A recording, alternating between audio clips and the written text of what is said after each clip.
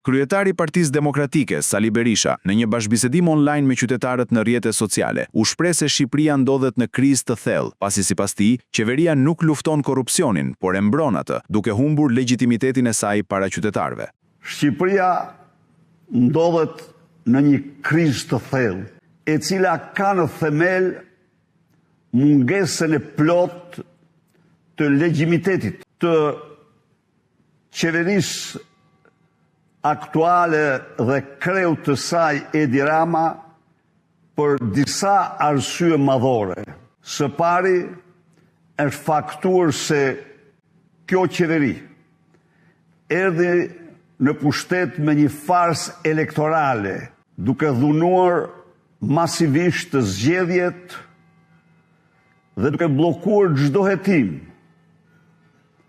me skapin e tij të partisë të krimeve monstruoze kushtetuese elektorale. Së dyti, kjo qeveri si asnjë tjetër në Europë faktoi para shqiptarëve dhe botës se jo vetëm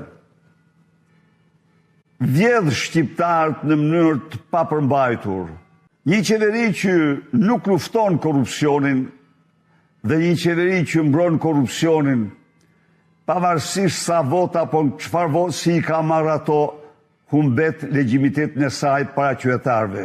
Nuk përfaqëson botën e krimit, përfaqëson antiligjin dhe meriton të largohet sa më parë nga pushteti. Duke u ndalur te reformat territoriale, Berisha e cilësoi si platformën më të egër për shpopullimin dhe dëbimin e shqiptarëve nga Shqipëria. Edi Rama nuk ka më legjimitet dhe qeveria e tij, si të faktoj me hartën elektorale, me hartën e ndarjes pushtetit lokal. I pangopur në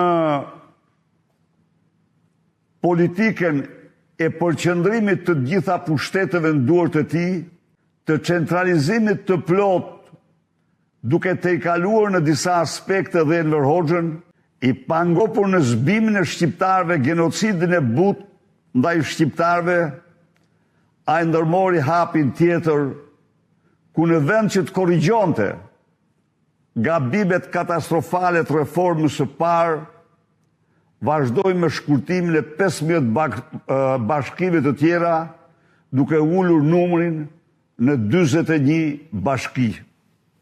Në 46 bashki, në 46 bashki. Kjo ka sjell një reagim të fuqishëm të banorëve të bashkive të shkurtuara, por dhe një reagim të fuqishëm të banorëve të cilët humben pushtetin vendor në mënyrën më të pajustifikueshme në vitin 2014. Edi Rama kërkon që çdo pushtet ta ketë në plan të dorës, kërkon të vazhdojë me tej zbimin e shqiptarëve dhe mbushjen e Shqipërisë me qytetarë të marrë nga Azia apo vende të tjera në aktin më kriminal, më antishqiptar. Mëtej, kryedemokrati foli edhe për protestat në vend. Ai cilësoi si protestat më paqësore, të cilat duhet të vijojnë deri në largimin e Edi Ramës.